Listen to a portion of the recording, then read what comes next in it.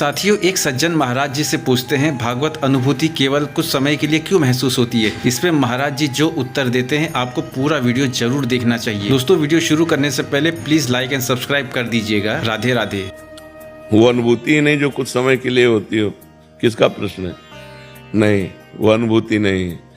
अनुभूति वो होती है भागवतिक, एक बार अनुभूति हुई वो उसी में तन्मय हो गया, दोबारा थोड़ी इसकी अनुभूति होती है।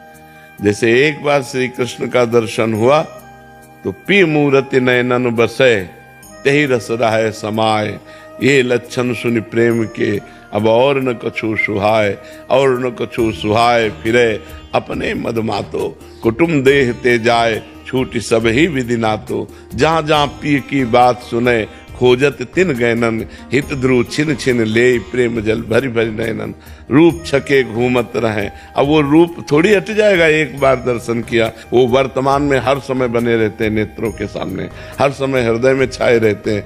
भागवती की अनुभूति ऐसी थोड़ी कभी हुई थी, नहीं, ऐसा नहीं है। अभी अनुभूति हुई ही नहीं। जब अनुभूति होगी तो ब्रह्मानुभूति, भगवदानुभूति, ये ऐसी थोड़ी अनुभूति है कि परसों हुई थी। वैसा एक बार हो गई तो खत्म खेल। तुम्हारा मन, बुद्धि, चित्त, हम सब उसका गुलाम हो जाएगा, उस आनंद का दूसरा कोई अस्तित्व नहीं रहेगा। जैसे पारस के स्पर्श से निकृष्ट लोहा स्वर्ण हो जाता है, ऐसे भगवत अनुभूति से प्राकृतिक मन, बुद्धि, चित्त ये सब ब्रह्माकार हो जाते हैं, भगवदाकार हो जाते हैं। फिर अनुभूति का मतलब क्या कि वो छोटी छोटी अनुभूतियाँ होती रहे। ये अनुभूतियाँ ऐसे ही गुणों के अनुसार होती हैं। देखो, अपने अंदर जो अभी आनंद आता है वो आनंद कोश से आता है। 5 कोश हैं, विज्ञान में कोश, मनोमय कोश, अन्न में कोश, आनंद में कोश, ऐसे 5 कोश हैं। इन कोशों से आनंद आ रहा है। अभी परमात्मानंद की अनुभूति थोड़ी हुई।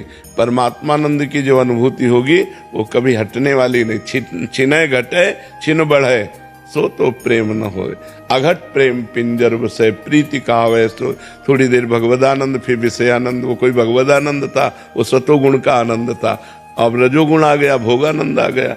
जो गुणातीत होता है वो भगवदानंद होता है, और जो भगवदानंद होता है वो निरंतर होता है, वो निरंतर बढ़ता रहता है, प्रतिक्षण वर्धमानम, वो कभी कम नहीं होता।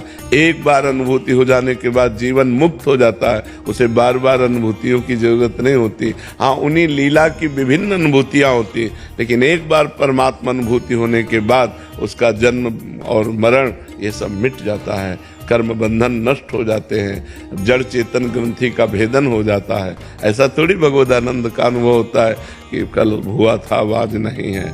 ये तो साधन की बात है कि कल भजन में आनंद आ रहा था, आज नहीं आ रहा। कल हमारे अच्छे अच्छे स्वप्न आ रहे थे, आज नहीं आ रहे। तो ये सब गुण के अंतर्गत है ना, गुणातीत है भगवदानंद। जो सतोगुण, रजोगुण, तमोगुण, जागृत, स्वप्न, सुषुप्ति तीनों से परे है, वो तुरीय तत्व परमात्मा आनंद है।